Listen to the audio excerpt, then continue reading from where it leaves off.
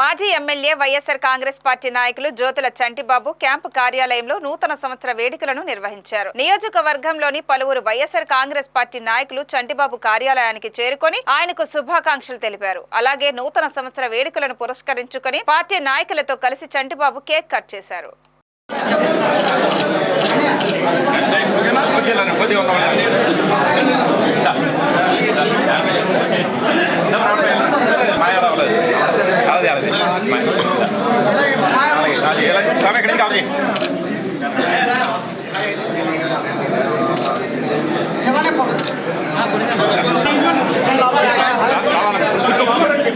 కూర్చో